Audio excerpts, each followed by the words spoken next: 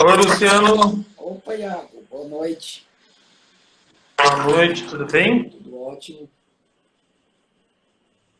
Estou te ouvindo um pouquinho baixo. Deixa eu só colocar o Tudo fone. ótimo. Está ouvindo agora?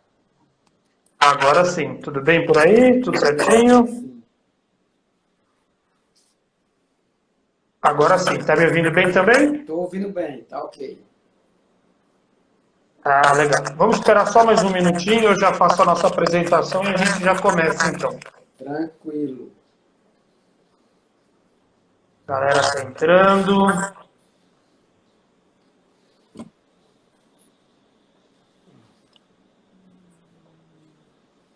Muito quente aí no Ceará? Muito, Essa noite de quinta-feira? muito frio. Imagina o frio. Ceará está nevando.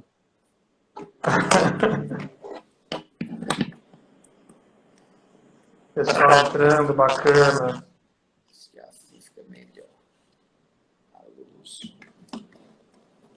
A imagem tá bacana. Só mais um minutinho a gente já começa. Aqui tá bacana, tá bastante calor, já choveu hoje. Mas tá quente, tá quente. Sandra Limaia, galera entrando aí. Espaço Deb Moraes, beijo para Deb. Legal, muito obrigado pela presença de todo mundo. Caio do Oliveira tá entrando lá de Londres. Legal. Antônio Veloso, Rômulo Cavalcante. Mister Muito Bordas, bem-vindo. Mister Bordas.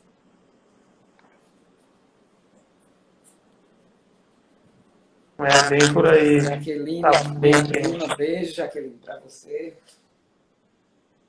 Legal, acho que o pessoal tá entrando. Vamos começar então, Luciano. Vamos sim. Vamos primeiramente na parte protocolar dessa nossa conversa de hoje. Sejam todos muito bem-vindos. Essa é a nossa primeira live do projeto de contrapartidas culturais da IF Produções, que visa atender aos requisitos de aplicabilidade de contrapartidas culturais previstas no edital da Lei Aldir Blanc aqui na cidade de São Paulo, chanceladas tanto pelo governo federal quanto pela Secretaria Municipal de Cultura aqui da cidade de São Paulo. Para quem não me conhece, eu me chamo Iago, sou sócio proprietário aqui e há alguns anos já venho desenvolvendo trabalhos ligados à área cultural. Produção teatral, elaboração e gestão de projetos culturais, assessoria artística, produção artística e executiva, dentre outros trabalhos. Tem uma atuação tanto na cidade de São Paulo quanto na cidade de Fortaleza, onde a gente trabalha com diversos produtos culturais nas linguagens do humor e da comédia, no teatro adulto e também no teatro infantil. Ao todo, esse projeto contempla aí 4 encontros informativos com bate-papos, onde em cada um desses encontros eu vou conversar com um convidado diferente. São convidados de Fortaleza, são convidados de São Paulo, e nós vamos tratar de diversos assuntos: produção e mercado de trabalho, produção cultural e mercado de trabalho, cultura como recurso, gestão e planejamento de eventos, e o circo e a sua importância como linguagem cultural. Tá? Primeiramente, agradeço a presença de todos vocês. O material dessa live vai ser disponibilizado em todas as plataformas digitais, tanto da EF Produções quanto dos nossos convidados, e nós esperamos poder contribuir de forma assertiva para a difusão cultural desse conteúdo nos mais diversos meios. Okay? Nesse nosso primeiro encontro, a gente fala sobre produção cultural e mercado de trabalho. Fiquem à vontade para interagir durante todo o tempo aqui conosco pelo chat do Instagram. E no final também a gente vai disponibilizar alguns minutos, aí, uns 10 minutinhos, para ter um bate-papo também no chat. O nosso convidado de hoje é ator, diretor teatral e empreendedor cultural, além de meu amigo pessoal, é o cearense Luciano Lopes, que já está aqui com a gente, e eu vou ler rapidamente o currículo, e aí sim a gente já começa esse bate-papo, tá? Luciano Lopes é formado em direção teatral pelo Instituto Dragão do Mar de Arte e Cultura. graduado em Comunicação Social com habilitação em Jornalismo, pós-graduado em Gestão de Talentos, pós-graduado em Arte, Educação e Cultura Popular. É fundador do Vila e CIA, Grupo de Teatro e Palhaços em Ceará. Grupo que objetiva e pesquisa o fomento de ações artísticas voltadas para a infância e juventude através da valorização da figura universal do palhaço, do teatro de bonecos, da cultura popular e da recreação. É também fundador e sócio proprietário da produtora Marmota Produções de Fortaleza, responsável pela concepção, produção e direção de produtos culturais diversos, que vão do teatro infantil ao humor e à comédia, lançando projetos que ganharam proporções por todo o estado do Ceará e pelo Brasil, além de diversos prêmios e aprovações em editais de fomento e reconhecimento da cultura popular cearense. Foi supervisor de cultura da Escola Educar César por 18 anos, monitor de teatro da Fundação Bradesco, contribuindo para a formação artística através da arte e educação de centenas de jovens e adolescentes cearenses. Também atuou por 8 anos como diretor artístico e facilitador teatral do Colégio Objetivo na cidade do Crato, e como professor de teatro da Sociedade de Cultura Artística do Crato. É o criador da personagem de humor Luana do Crato, cuja representatividade é nacional e já esteve presente nos principais programas de televisão do país, sendo reconhecido como um dos maiores humoristas em atividades no estado do Ceará. Luciano, primeiramente, muito obrigado por aceitar o meu convite. Seja muito bem-vindo. Fique à vontade aí para as suas considerações iniciais. Depois eu quero esse currículo aí para poder anexar na minha coisa aqui. Primeiro, Iago, muito obrigado. Né? Vamos falar um pouco sobre cultura, sobre produtos culturais, né? Sobre esse intercâmbio Ceará-São Paulo. Né? Espero que a gente possa ser esclarecedor, né? De algumas dúvidas, algumas demandas, né? Que surgirem aí no decorrer do nosso bate-papo, né? Sobre esses projetos culturais e sobre a cultura, né? Em meio a essa pandemia. Verdade, Luciano. Eu queria começar esse nosso bate-papo, e estamos aqui abertos também à interatividade a todo momento do pessoal, sobre dicas de carreira, que é uma das nossas emendas do bate-papo de hoje, né? Quando a gente fala em produção cultural, a gente tem diversas profissões na área de produção cultural que permeiam aí pelo setor público, pelo setor privado e até de forma autônoma, né? Então, hoje, o profissional de produção cultural, ele pode ser um assistente de produção, um elaborador de projetos, um gestor de espaços, um assessor de artistas, um produtor de eventos, né? Ele pode trabalhar com artistas, com organizações, empresas que possuam atividades voltadas para o setor cultural e tem ainda a possibilidade de atuar no gerenciamento de órgãos públicos e instituições, né? Na elaboração de políticas para o setor artístico e em grandes corporações privadas analisa propostas de patrocínio, né? De forma autônoma, muitas atividades ainda, infelizmente, não são regulamentadas Deixa eu só tirar o fone aqui, porque acho que está dando um pouquinho de ruído. Peraí. Acho que agora está melhor, né? Muitas atividades ainda, elas não são regulamentadas.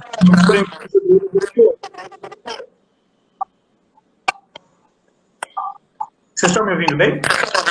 Agora tá tranquilo. Legal. Então, de forma setor cultural, elas não estão regulamentadas na categoria do microempreendedor por meio, tá? Então, é preciso se atentar muito ao do Sebrae. Será que a caixa de som? Deve ser. E agora? Tá melhor? Agora tá melhor. Ok, agora dá para ouvir bem? Tá para ouvir. Ah, legal. Então vamos lá. Voltando rapidamente. Tá ouvindo bem, Augusto? Das diversas, né, formas de atuação que eu comentei aqui rapidamente sobre. Ah, legal. O produtor cultural ele pode atuar em diversas frentes, no setor público e privado, e também de forma autônoma, né, trabalhando com artistas ou com outras formas de atuação. Né? E de forma autônoma, ainda muitas atividades não são reconhecidas pelos órgãos públicos e a gente precisa de um reconhecimento maior, e é importante também que o profissional do setor de cultura se atente à arte do SEBRAE, né, principalmente para os microempreendedores individuais. O som não está legal. Você me ouve bem, Lu? Aqui dá para ouvir. Então vamos seguir. Luciano, diante desse cenário, você como empreendedor cultural, atuante, todo esse Fortaleza, como você vê o mercado profissional de produção cultural, as carreiras, de modo geral, acerca das atividades de cultura? Iago, infelizmente, né, aqui no Ceará, a imagem do produtor cultural ela ainda acaba sendo uma imagem muito distorcida. Né? A classe artística cearense, alguns, né, não têm ainda o hábito de ter um produtor cultural, né, de ter alguém que possa vender o seu produto, que possa vender o seu produto artístico. Né? Então, muitas vezes, o pessoal vê o produtor cultural aqui como um aproveitador, né, como uma pessoa que na verdade, está ali para atravessar o artista. Né? Eu não vou dizer que isso não existe, né? Existe, né? Muito atravessadores de artista. Né? Porque a profissão de artista ela é ainda uma profissão, apesar de ser uma das profissões mais antigas, né, do mundo, né, a profissão de artista, mas em alguns estados ela ainda não se profissionalizou. Né? A profissão ainda não está profissionalizada e as pessoas ainda não sabem trabalhar como profissionais. Né? As pessoas não entendem que o produtor ele está ali para que ele possa vender o artista e fazer com que o artista seja visto no mercado de trabalho. Né? E tenha seu trabalho como profissional. Então, por isso que hoje, eu desde muito cedo, comecei a trabalhar com teatro com 13 anos, eu mesmo fazia meus espetáculos, eu mesmo dirigia, eu mesmo atuava, eu mesmo produzia, e aprendi no dia a dia a produzir teatro, né? Produzir. Cheguei em Fortaleza, tive que aprender a produzir numa capital, que é diferente de você produzir espetáculos no interior, né? O marketing, né, que você faz no espetáculo numa capital é diferente do marketing que você faz no interior. Foi aí que surgiu a ideia depois das Marmotas Produções, né? E hoje as Marmotas Produções eu produzo meus produtos. Né? Porque é muito complicado você tentar produzir, né, o trabalho dos outros artistas quando na cabeça deles eles não veem o produtor como um profissional, né? Como alguém que está ali, que muitas vezes trabalha muito mais do que o artista. Porque o produtor ele trabalha na pré-produção, na produção e na pós-produção. Sim. Né? E às vezes esse trabalho intelectual do produtor ele não é reconhecido. Então, você tem todo um trabalho intelectual de sentar, de escrever um projeto, de elaborar um projeto, e esse trabalho não é reconhecido, né? Na maioria das vezes, pela classe artística. Então, hoje eu prefiro produzir os meus projetos, né? Tenho me capacitado na área de produção, tenho feito vários cursos de gestão, né? Como produtor artístico, gestão de produção cultural, né? Tenho me especializado também na escrita de editais, na escrita de elaborações de projeto, tanto que a gente tem projeto aprovado na instância federal, na instância estadual e na instância municipal. Né? E estamos aprendendo, sempre aprendendo, né? E crescendo, né? Espero nos tornarmos uma, né, das maiores produtoras, né, aqui do Ceará. Legal, perfeito. As marmotas elas já têm um grande reconhecimento e a tendência é crescer cada vez mais, né? Ô, Luciano, me diz uma coisa, frente a essas possibilidades de atuação em produção cultural, seja no mercado artístico, seja em órgãos públicos e privados também, como a gente pode observar a capacitação profissional desses profissionais, ou desses produtores culturais nos dias de hoje? Aqui em Fortaleza, né, a gente tem ótimos produtores culturais, ótimas produtoras, né, que trabalham com projetos, né, culturais e que agrega vários artistas nesse projeto. Né? Nos dois segmentos que eu trabalho, que é o humor e o teatro infantil, a gente tem uma falta de produtores. Né? Então, a gente, às vezes, que trabalha mesmo sozinho mesmo, atrás de elaborar projetos, de correr atrás, a gente tem uma falta de pessoas que acreditem, né? Ou talvez também dá dificuldade de trabalhar com esse tipo de segmento. Né? Então, o humor e o teatro infantil acaba sendo um pouco prejudicado, né, em relação a produtores. A gente tinha grandes produtores de teatro infantil aqui em Fortaleza, que a gente trabalhava o ano todo com projetos até de teatro-escola, projetos maravilhosos, maravilhosos que rendia um salário bacana, né, para os artistas que estavam trabalhando naquele projeto, mas, infelizmente, hoje a gente está muito à mercê de donos, o humor, né, no caso, de donos de casa, né, que produzem as suas casas, como dos artistas para se apresentar lá. E produtores a gente tem muito pouco aqui, que trabalha com humorista. Eu diria até que a gente tem mais atravessadores. Entendi. Infelizmente é uma realidade do mercado, né, Luciano? Do mercado atual. Né? E me diz uma coisa, como você vê o papel do gestor cultural em organizações públicas, principalmente instituições de ensino? O gestor cultural, eu acredito, em qualquer lugar que ele esteja inserido, ele tem que ser livre de preconceito. Né? Então, ele tem que ser aquela pessoa que ele deve agregar, né, todas as linguagens. O que a gente vê na maioria dos gestores culturais, estou falando na realidade de Fortaleza, é preconceito em relação a algumas linguagens. Então, eu vou gerir esse espaço cultural e nesse espaço aqui não entra a linguagem tal. Nesse espaço aqui que eu estou gerindo não entra a linguagem tal. Né? E, infelizmente, a maioria dos gestores que hoje estão em espaços culturais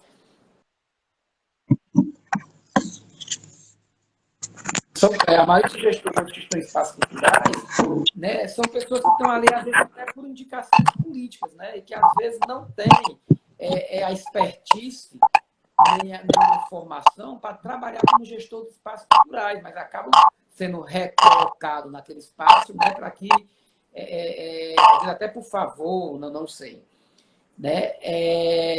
Aqui em Fortaleza a gente sofre com isso, com alguns espaços, mas também tem outros espaços que a gente tem gestores culturais maravilhosos, né, que agrega as linguagens, que apoia e que abre os espaços para que todas as linguagens possam ser inseridas dentro desse espaço. Legal, legal. E o papel do gestor ele vai muito também na fomentar projetos regionais, política cultural, promovam a integração da comunidade, com artistas, justamente uma função de tá? Também desenvolvimento de projetos, cultura regional, são práticas de projetos, principalmente eles que promovam a cultura regional, os núcleos ali da comunidade, e que também utilizam para pessoas de produção. E o seu áudio não está legal. Da pasta dos profissionais de produção. Né? O tal de que o áudio está aqui. Deixa eu pôr o fone aqui novamente. Melhorou, pessoal? Dá para ouvir melhor agora? Melhorou. Legal. Então, eu acho que é o uso do fone mesmo. Né? Então, eu acho que o papel do... Ô Lu, eu acho que se você colocar um fone fica melhor também. Tá dando eco no teu som aí. Meu som tá legal, gente? Tá, não tá? Eu ouço um eco aqui, eu acho que talvez por você estar no alto-falante aí. E aí, melhorou? Melhorou? Vamos lá. Não, melhorou, mas ele dá uma ecoada. Eu acho que em virtude do alto-falante. Acho que você tem um fone fácil aí, acho que fica melhor, Lu. Fácil não. Deixa eu ver aqui um momento, gente. Vou pegar o som. Tá. Porque ecoa.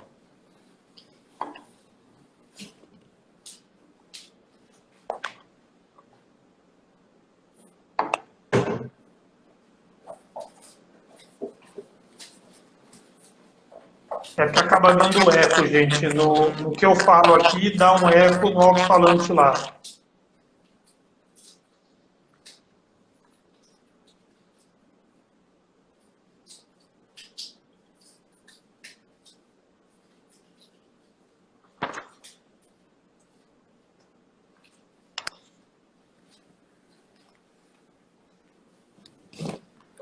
Estou de volta. Deixa eu ver aqui. Legal, e agora? Fone. Melhorou aí? Tá com fone agora? Tô com fone. Melhorou? Agora acho que vai melhorar, porque agora eu não ouço o eco da minha voz. Tudo bem? Agora todo mundo está me ouvindo bem também? Agora eu acredito que sim, porque não dá eco no alto-falante. Voltando então, Lu, a gente estava comentando do papel do gestor cultural nas organizações, né? Agora sim, ó, acho que era o fone mesmo. O que acontece, né? Complementando o que você comentou com a gente, a articulação com a comunidade no gestor de organizações, principalmente organizações públicas, justamente para fomentar projetos regionais, né? Promover artistas locais, desenvolver projetos que promovam a cultura regional, né? E além de ter uma execução prática dos projetos, né? Acho que esse é um ponto-chave de capacitação desses gestores culturais, né? Entender ali a aplicação de checklists, enfim, todo o contexto de um produtor cultural, né? Então, isso que às vezes acaba faltando no quesito profissionalização, né? Tá todo mundo dizendo que está resolvido, acho que era o eco mesmo.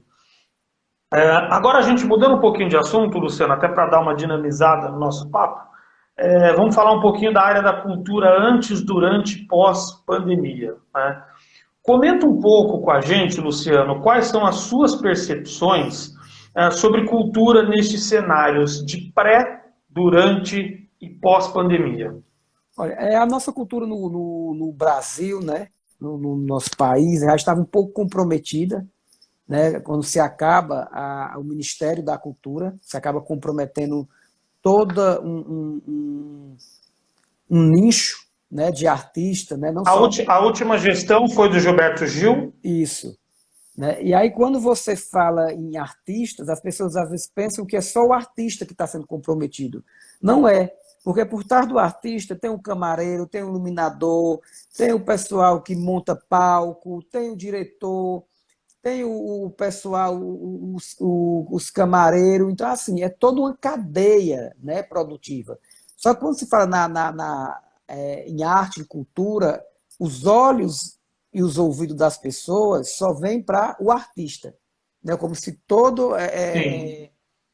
como se toda a cadeia produtiva fosse só o artista, né? E não é só o artista, né? Toda essa cadeia, né? Mesmo com toda dificuldade, a gente estava conseguindo se manter, né? A cultura estava conseguindo se manter, a gente estava conseguindo fazer cultura é resistência, né? Um ato de resistência, e a gente estava tendo esse ato de resistência. Com a pandemia, né? Primeiro a gente teve que se reinventar, né? E se reinventar num espaço de tempo muito rápido. Né, acordar de um jeito e levantar de outro. Né, e nem todo mundo conseguiu se reinventar. Eu acredito que até Pegou de surpresa, né? Ninguém esperava, né? Isso, eu acredito que até nós, artistas, tenhamos até conseguido se reinventar, mas o público não conseguiu. Né, as pessoas não têm o hábito de assistir um espetáculo no celular, de assistir um espetáculo, né, por meio de aplicativos, né, e tudo. Então, isso dificultou bastante o nosso trabalho em relação à pandemia, né, porque a gente trabalha diretamente com o público, a gente trabalha com aglomeração, e hoje a gente não pode sair de casa. Né? A gente tem que ficar em casa, tem que se proteger, a gente sabe que é um momento muito complicado, né, dessa pandemia, Mas é complicado você ficar em casa quando você abre a sua geladeira e só tem água, né? Quando você não tem um recurso que entre. Né? Aí o governo do governo federal, né, lançou a Lei Aldir Blanc, né, como você sabe, uma lei aí de auxílio aos artistas, mas que essa lei não chegou a todos os artistas e chegou a alguns artistas, mas às vezes até de maneira muito irregular, né, ainda. Sim. Né? Um auxílio, né, para um artista que não dá para se viver daquele auxílio, é muito complicado. Né? Espero que essa vacina seja aplicada o mais rápido possível, para a gente ter as pessoas imunizadas, para que a gente possa voltar a trabalhar e até a nossa dignidade. Eu não digo nem como artista, eu digo ter a nossa dignidade como pessoa humana. Sim, sim. Sem dúvida, Luciano.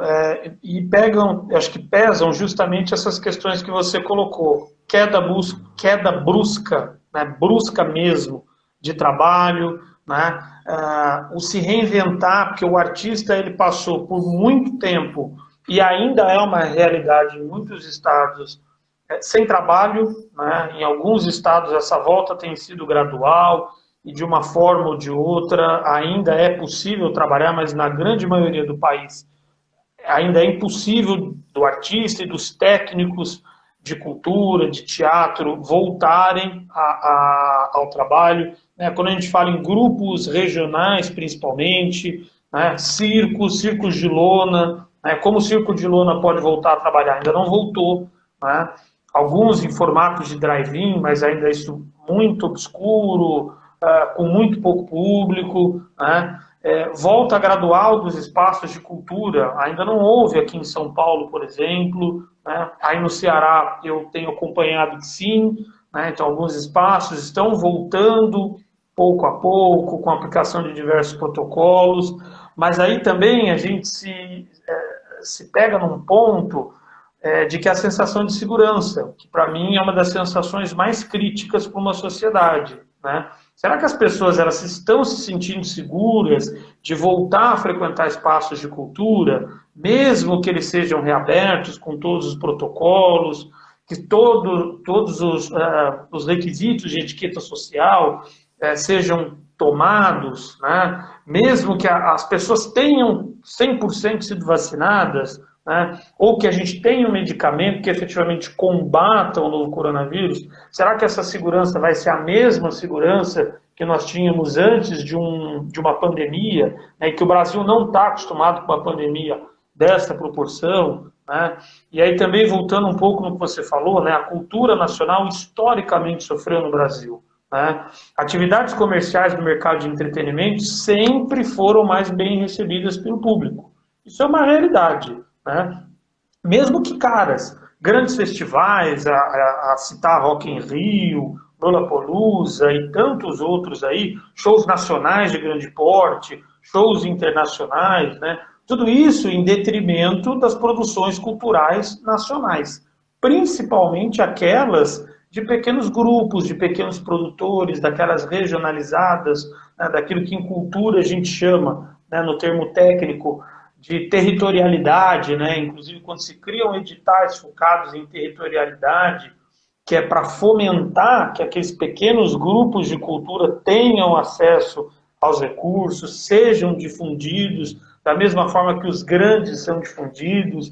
Né? Então nós temos aí uma série de aspectos que historicamente contribuem para uma dificuldade de se fazer cultura no Brasil. Né? E no cenário de cultura e pandemia, isso se coloca de forma ainda mais complicada. Né? Eu queria compartilhar contigo, Luciano, até para escutar a tua opinião e para a gente deixar registrado aqui, um estudo do Instituto Ayrton Senna. Tem alguns excertos aqui, eu vou ler brevemente, eles estão disponíveis no site do Instituto Ayrton Senna, né? Principalmente falando aí de escolas públicas. Né? Desde que a pandemia do Covid-19 se instalou no mundo, cerca de 1,5 bilhão de estudantes ficaram fora da escola em mais de 150 países, segundo o relatório do Banco Mundial. Alguns países adotaram o fechamento total de escolas, outros apenas em zonas consideradas de risco ou deixaram abertas aquelas escolas com crianças pequenas cujos pais trabalham em setores críticos para a sociedade. Essa, inclusive, é uma realidade do Brasil, no início da pandemia, né? Vários organismos internacionais estão publicando estudos sobre as experiências internacionais de medidas para combater a pandemia e seu efeito na educação. O que esse estudo objetivou? Né? Responder 4 perguntas chaves. Né? O fechamento das escolas é importante para conter a disseminação do vírus? Primeiro ponto. Segundo ponto, quais os riscos desse fechamento? Terceiro aspecto, como as escolas podem promover o aprendizado para todos diante da diversidade de contextos socioeconômicos da população, né? E da dificuldade de acesso de alguns, inclusive para a educação à distância, né? Porque muito se disse que a educação à distância é facilitadora, né? Mas existe uma realidade, existem contextos socioeconômicos envoltos nesse cenário, né? E quais ações podem, de fato, serem realizadas no curto prazo, né? Que a gente pensa no médio e no longo prazo, principalmente em termos de vacina, de cura, né? De imunização total da população, mas ações de curto prazo são importantes até para que a gente evite impactos maiores no futuro, né?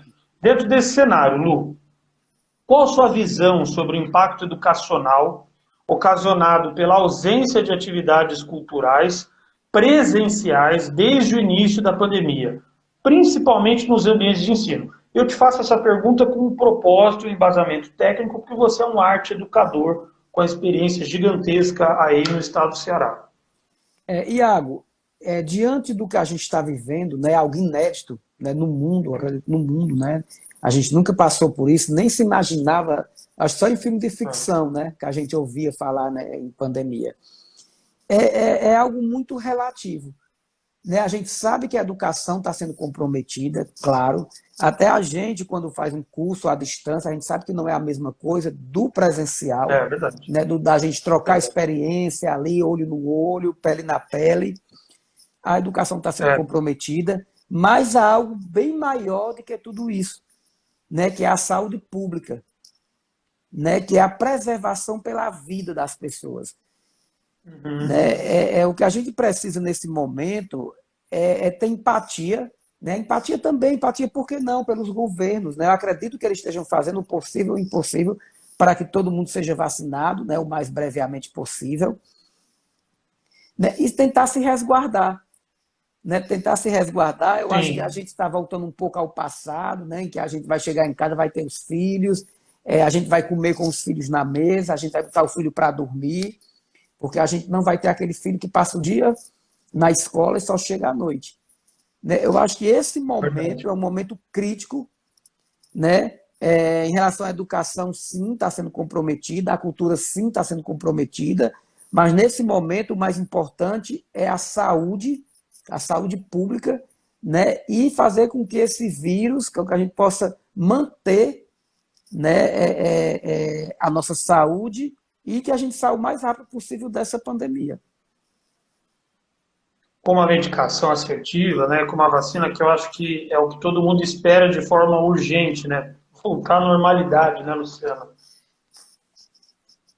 A normalidade. Vamos à normalidade. A normalidade é aquela que nós estamos acostumados, né? Porque o cenário de pandemia fora do Brasil, infelizmente, já é algo recorrente para alguns países, né? Para nós é algo novo e afeta diretamente o psicológico de todo mundo, né? Fisicamente, em detrimento, né, da contaminação pelo vírus, mas também aqueles que não se contaminam ou não se contaminaram pelo coronavírus acabam sendo balizados por outras doenças, né, principalmente aquelas psíquicas, né, saúde mental, né. Lu, mudando um pouco de assunto, eu acho também muito pertinente esse tema que a gente vai entrar aqui agora, que você tem uma experiência gigantesca, a gente falar um pouquinho também sobre os editais de cultura, né, como eles funcionam na prática, né, explicar também para as pessoas que estão nos assistindo que essa live é sobre produção cultural e o mercado de trabalho, né. Então a gente está aí perdurando sobre todas essas nuances de um ponto ao outro, né? E dizer assim, existem 2 tipos de editais, né, na área de cultura, editais públicos e os editais privados, né? Os editais privados, as pessoas selecionam os projetos culturais através de uma curadoria própria que normalmente é atrelada a uma área de comunicação, marketing e relacionamento institucional das empresas, né? E as empresas normalmente procuram projetos que agregam valores de imagem e valores econômicos, né, às suas marcas. E aí a gente tem um ponto, né, que o conceito de cultura acaba se confundindo com o conceito de marketing cultural, que são coisas distintas, né? Cultura é uma coisa, marketing cultural muito mais atrelado aos benefícios econômicos advindos do investimento em cultura, né? E aí a gente tem um cenário de que projetos de cultura regional, principalmente aqueles de pequenos grupos, eles dificilmente são aprovados por um edital privado, né? Porque eles não ganham a visibilidade necessária, né? Que uma grande empresa normalmente exige, né? Espera que se tenha como resultado agregado a tua marca, né? E os públicos não, né? Eles já sofrem uma série de variáveis aí, porque cada esfera governamental, as prefeituras, os governos estaduais e a própria federação, principalmente através da Lei Nacional de Incentivo à Cultura, que é a antiga Lei Rouanet, todo mundo conhece, né? Veio lá do governo Collor para cá. Cada esfera organiza os seus editais de acordo com a distribuição delimitada dos recursos destinados à cultura, né? E promovem e provém ali cada um critérios específicos, né? E existem critérios burocráticos, que não são poucos, né? Você conhece bem, e dificuldades observadas em todos esses âmbitos, né? Diante desse cenário, Luciano, com a experiência que você tem aí em editais públicos, principalmente nos editais públicos de fomento à cultura, como você enxerga os desafios do processo de entendimento, inscrição, execução e prestação de contas desses editais? Iago, primeiro eu queria citar em relação aos editais, né, os editais públicos, como já diz, então é dinheiro público, né, por isso existe uma certa burocracia, porque é um dinheiro que tem que ser prestado conta, né, o dinheiro público é um dinheiro que tem que ser prestado conta, os artistas têm que prestar conta, né, outras pessoas não prestam conta, mas os artistas têm que prestar conta do dinheiro público. É verdade, né? É verdade. E realmente existe uma burocracia muito grande, né? Desde a escrita desses editais, né, ao repasse dos editais e a prestação de conta dos editais. Então, começando pela escrita, né? Muitas vezes esse projeto, essa verba não chega a alguns grupos porque eles não têm a expertise, eles não têm a dinâmica de fazer um projeto, né, de escrever um projeto, né, a linguagem técnica de um projeto. E você acredita que isso começa na fase de entendimento, então, né? De ler o edital e entender o que o edital pede, né? Começa na fase de entendimento do edital. Então, não se tem, né, cursos ou treinamentos para as pessoas que vão escrever os editais, né, poder ter essa expertise. Por isso, nesse momento, é importante a figura do produtor. Né? Muitas vezes, o produtor ele é uma pessoa que ele não tem o produto. Então, às vezes ele pega aquele produto que está no mercado e insere ele no edital. Mas aí eu já vi até em alguns editais, né, até aqui no Ceará, que eles não aceitam produtor, eles não aceitam atravessador. O próprio artista tem que se inscrever. Como é que o próprio artista tem que se inscrever se ele não sabe escrever o projeto? Aquele artista lá da tradição, aquele artista lá do circo de lona, da periferia, ele não tem a expertise de escrever o projeto. Aquele que está territorializado, né, o pequeno grupo, né, as pequenas companhias, né, os grupos regionais. E aí o que é que acontece? A maioria das curadorias também, né, desses projetos, né, a maioria das curadorias também não vem não tem eu diria, a humildade, né, de ver esses pequenos artistas, porque eles estão ali para escolher os projetos, né, para fazer a curadoria, e claro, eles vão ver o projeto que está mais bem escrito, aquele artista que tem um portfólio mais bacana, que tem uma formação até acadêmica. Então, esses artistas, eles vão ter muito mais chance de ter o projeto dele aprovado do que aquele artista que tem lá seu currículo, 1, 2, 3 trabalhos, né? Aqui no Ceará, em alguns editais, eles têm colocado um dos editais para artista iniciante, né? Então, isso é muito bacana, né? Então, aquele artista que está iniciando, então ele vai ter a oportunidade de receber aquela verba. É uma das categorias do edital, é isso? Isso, uma das categorias, artista iniciante. Onde eles vão poder receber aquele recurso e poder investir em formação. Só que a gente sabe que a maioria dos artistas, né, quando recebe esse recurso, eles já estão tão endividados com outras coisas que eles pegam o recurso, né, colocam em outros, até em contas particulares dele, né, para pagar contas particulares dele, e acaba não tendo como prestar conta. Né? Então, acaba ficando negativado, né, em relação aos projetos e acaba não podendo mais participar de outros projetos. Né? Eu acredito que essa desburocratização, isso não acontece em todas as linguagens. A gente tem algumas linguagens, né, que os artistas, eu vou dizer, já estão ano-luz, né? Vou botar aqui o teatro, a dança, o audiovisual, de repente até as artes plásticas também, o moda, né, que aqui é linguagem, né, gastronomia. Então, esses artistas, eles já têm uma certa expertise, né, para escrever os projetos dele e até ser contemplado. Né? Mas o que a gente precisa de urgente, estou falando em nível de Ceará, é de formação, né, para essas pessoas aprenderem a escrever o projeto. E também uma formação para captar. Né? Porque a gente sabe que tem projetos que precisam de você captar o recurso.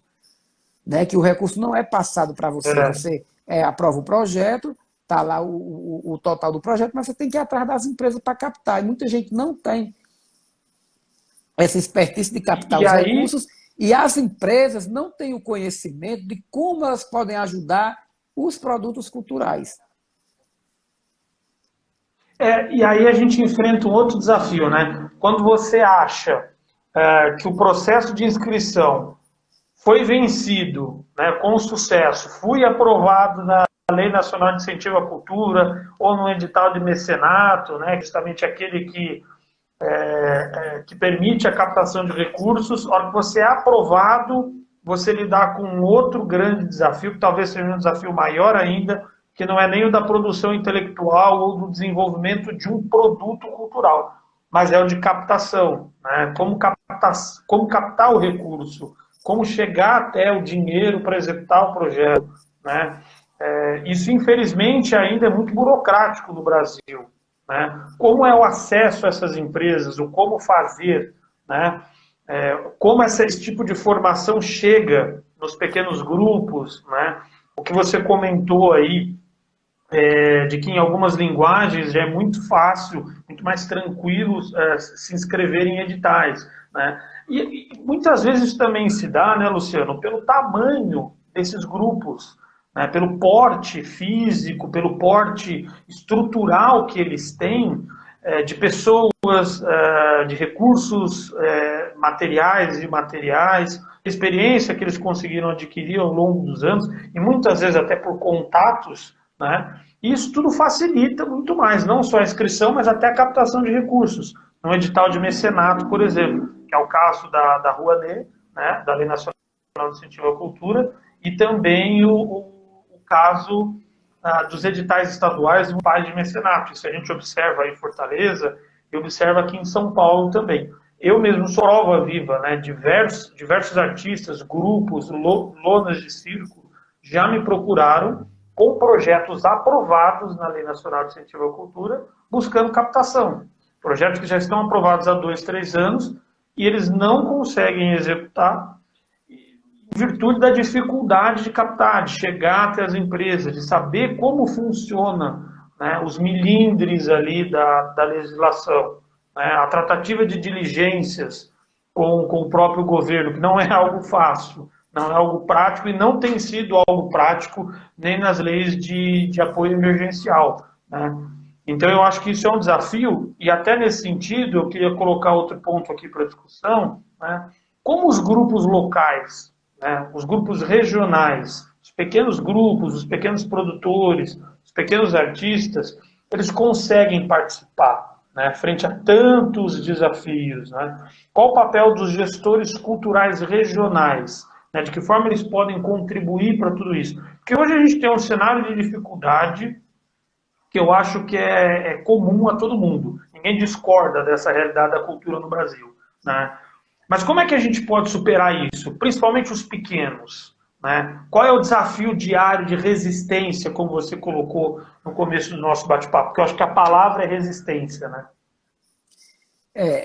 Iago, uma das facilidades, né, desse pequeno grupo adentrarem, né, dentro dos editais é a figura do produtor. Né? É você ter, né, um produtor, você ter um produto, você procurar um produtor que possa levar esse seu produto até os editais. Né? Principalmente esses editais que não seja de captação de recursos. Né? Mas como eu te falei, às vezes o produtor ele é visto como um vilão, né? Pelos É. grupos, como um vilão. O cara que quer ganhar mais do que o O cara, artista, né? Ou coisa parecida, né? né, o cara que quer ganhar mais do que o artista, quer ganhar o mesmo tanto que o artista ganha, que não é justo, e parará, parará, babá.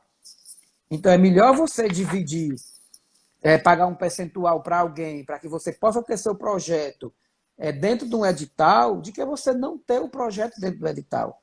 Né? A gente trabalha com Sim, isso, você também, a gente sabe como é difícil, a gente sabe que muitas vezes a gente é até passado para trás, né? O artista está lá e passa a perna, né, no produtor, depois que o dinheiro está na mão dele, mas o trabalho de produtor é essencial. Né? Você vê que todos esses grandes grupos, né, que estão aí ganhando projeto, você está aqui o Lume de São Paulo, o Galpão, os próprios parlapatões, né, todos sim. eles têm um produtor, né, tem alguém que está ali vendendo o grupo. É como se você abrisse uma loja e não tivesse um vendedor para vender o produto, Sim. entendeu? E isso é Então, possível, né, Luciano, até para minimizar riscos, um bom contrato de prestação de e, serviços, né, um contrato simples que você tem ali de prestação de serviços com o artista e do artista para o produtor, até para evitar, eu acho que essa sensação de insegurança que é muito comum, né? Poxa, será que o artista vai me passar, que o produtor vai passar a perna no artista, né? porque também acontece dos dois lados, né? Acontece tanto do produtor passar a perna no artista, como do artista passar a perna no produtor. Então, assim, a ideia é você ter alguém É, realmente de confiança, né, que esteja ali, que se sinta pertencente daquele projeto e pertencente do próprio grupo, né, em que ele vai estar produzindo. Que a partir do momento que sim, você se sente como pertencente do grupo, né, você vai agir de uma maneira mais honesta, né, mais idônea. sim, sem dúvida. Ô, Luciano, eu recebi uma pergunta aqui, o que é mecenato? Né, que a gente está falando de mecenato, e eu acho que eu não, né, eu falei mecenato e não falei, né? Mecenato é uma modalidade de captação de recursos onde você é habilitado pelo governo, o teu projeto, a partir do momento que ele é aprovado pelo governo, você está habilitado a fazer a captação de recursos. Então, o governo ele não te dá diretamente um recurso, ele disponibiliza incentivo fiscal para empresas, né, legais, regulamentadas na legislação, para que essas empresas tenham renúncia fiscal. Então, elas possam apoiar o teu projeto através da destinação de parte do imposto que elas pagariam para o governo. Então, o mecenato é essa modalidade. Você vai atrás de empresas buscando a renúncia fiscal. Ao invés da empresa destinar esse imposto para o governo, esse imposto é revertido em cultura através do apoio ao teu projeto. Isso é mecenato. E que o Falei mecenato, certo ou falei errado? não, está certíssimo. Né, que já era algo que era feito, né, desde o século XVI, XVII, com os mecenas, né, Sim. que os reis, as rainhas patrocinavam os grupos e tudo, e daí que vem o termo mecenato, né, dos mecenas que patrocinavam as grandes companhias. Né. Por isso que é legal conversar com gente enraizado na cultura popular brasileira e que tem formação em arte, educação de cultura popular brasileira, porque vem o termo técnico, a origem da palavra, né, a semântica do termo mecenas, né? Mecenato vem de mecenas, é verdade. Legal, Luciano. Deixa eu te fazer uma outra pergunta. como fomentar projetos culturais através de editais e instituições de ensino envolvendo a comunidade escolar, né? Você tem alguma dica prática? Olha, Porque hoje o que a gente vê é a boa vontade dos produtores, né, de pegar um projeto e levar para a escola, não é isso? outro problema sério, Iago, é essa história da educação e cultura. Né? Parece que a educação e cultura elas vivem brigando, né? Como se a cultura também não É, educasse. Né? Porque você pode educar através da cultura. A cultura educa tanto quanto a educação. Né? Eu acho que a educação ela até sim, ensina, né? A educação ela ensina. A cultura ela tem mais esse viés do educar. Né? Algumas escolas, né, realmente, elas abrem, né? Elas abrem espaço para a cultura, elas fomentam a cultura dentro dela. Eu digo isso, a escola do SESC, né, faz isso. O objetivo lá do CRAT é uma escola também que fomenta a cultura, né, e outras escolas, né, e elas só têm a ganhar com isso, né, porque verdade. o teatro, a dança, a música, né, ele faz com que os alunos se integrem mais nas matérias, né, nas disciplinas curriculares, né, eles têm um maior interesse pelas Verdade. disciplinas curriculares. Então, quando os diretores de escola tiverem essa concepção que a cultura é importante dentro das escolas, eles vão ver como vai ser o crescimento daqueles alunos ali, né? O aproveitamento 100% do aluno dentro da escola. E aí a escola ir trazer a cultura para dentro dela, né? Porque o que acontece Ser a disseminadora, né, a isso. difusora de tudo isso, E né, muitas Luciano? vezes a criança, o primeiro acesso que ela tem à cultura é dentro da escola. Né? Às vezes o primeiro É, espetáculo de teatro é dentro da escola, o primeiro espetáculo de teatro de boneco, o primeiro palhaço que ela viu. Né? Então a escola tem que saber que ela é uma grande fomentadora, né, da sim. cultura e ela é uma grande também É responsável, né? responsável, né, por fazer isso acontecer, isso circular. Sim, sim, sim, é verdade.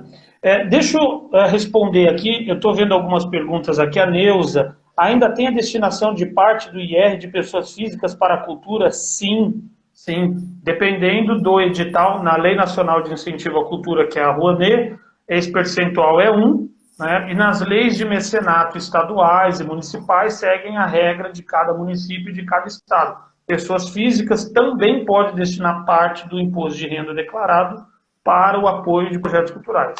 A gente está até com um projeto, viu, gente, aprovado aí na Lei Rouanet. Quem quiser ajudar aí, a gente vai começar a Por captar o favor, é recurso. verdade. Por favor, nos ajude. É verdade. Um projeto muito bonito, inclusive, de circo, teatro infantil, circo pirado, Isso. né?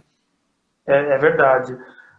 Luciano, acho que vamos para uma última questão e aí vamos responder a pergunta da galera aqui no chat, que a gente está a 8 minutos, eu acho que, do final. Como você vê, de modo geral, a produção cultural daqui para frente no Brasil? Iago, a gente vai ter que se reinventar. Né? Eu acredito que a gente ganhou uma nova ferramenta, que foi a internet. Né? Então, a gente tem essa nova linguagem, essa linguagem virtual, né? Que a gente pode utilizar como uma ferramenta cultural, né? Também. Uhum, sim. E espero que a gente. O artista ele é muito criativo, né? É muito criativo. Mas eu espero que a gente possa Graças a voltar a Deus, né? fazer arte como fazia em outrora.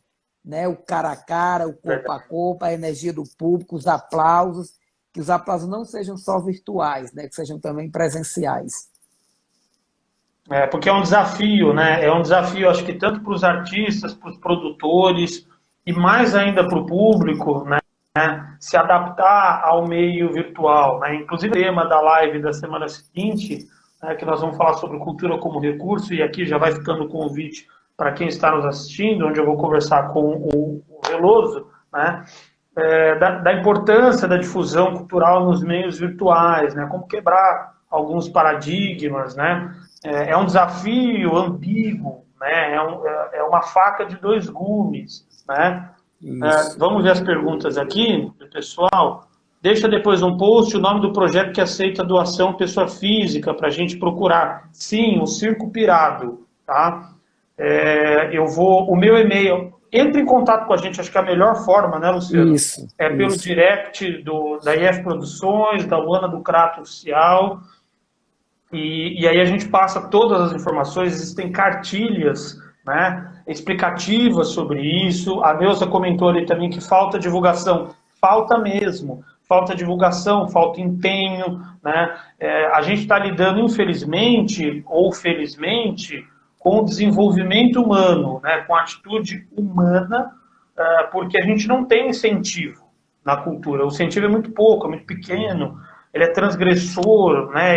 Ele não se eterniza, ele não é perene, ele não é contínuo de um governo para o outro, né? Depende do interesse de determinado governo ou não. Então, o desafio é dos fazedores de cultura, de pessoas como eu, como o Luciano. O público também tem uma parcela gigantesca de responsabilidade, né? Dizem que o teatro é caro. Não sei se o teatro é caro. Aqui em São Paulo existem peças por R$ 10, por R$ 20, existem peças gratuitas se você levar 2 ou 3 acompanhantes pagos. Né? O que será que é caro? É a valorização da cultura nacional ou da cultura internacional? Né? Então, tudo isso são questões que eu acho que a gente precisa passar a refletir. Né? Vamos ver se tem mais pergunta aqui, Lu.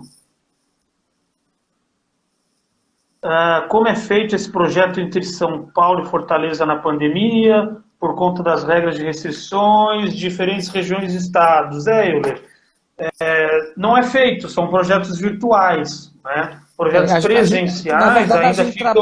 Na verdade, a gente trabalhou em 2019, não foi isso, Iago?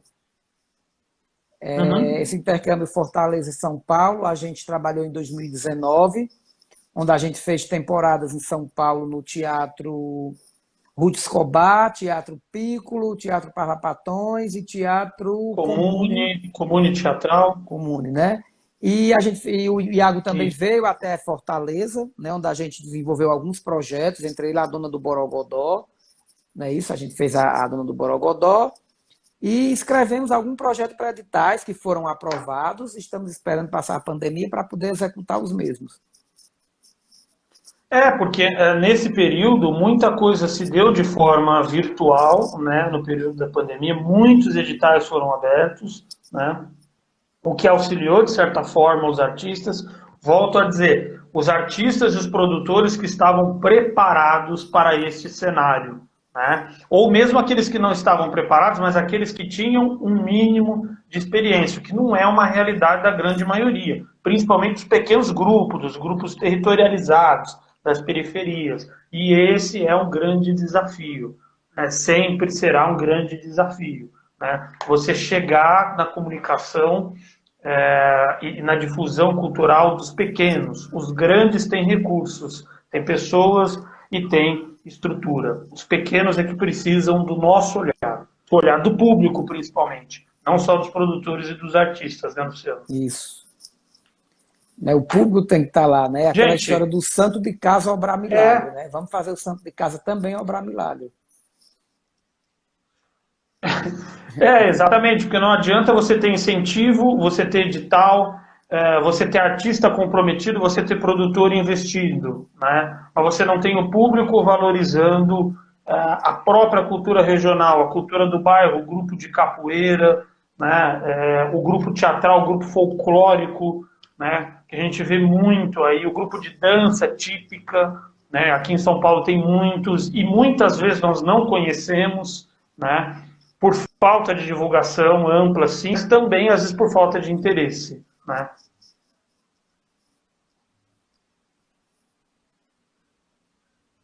Luciano, eu queria agradecer as tuas considerações finais. Muito obrigado por participar, por aceitar esse convite. Temos 2 minutinhos aí. Essa é a nossa primeira live do projeto de contrapartidas gratuitas, em virtude da Lei Aldir Blanc, no inciso 2, para espaços e territórios aqui na cidade de São Paulo, apoiado pelo governo federal, pela Secretaria Municipal de Cultura. No próximo encontro a gente vai falar sobre cultura como recurso. Luciano, mais uma vez, muito obrigado. Obrigado a todo mundo que participou. Iago, só agradecer pela sua parceria, nessa parceria que a gente vai fazer 3 anos agora, que está dando muito certo. E estamos juntos. Espero isso tudo passar para que a gente possa voltar a fazer nossas apresentações presenciais. Com toda certeza. Cultura, resistência, vacina e imunização para todos. Saúde acima de tudo e cultura como um recurso para a gente poder superar momentos de pandemia. E fica aqui o meu convite para o nosso próximo encontro na quinta-feira, às 20 horas. Obrigado, Luciano. Obrigado a todo mundo. Obrigado, Iago.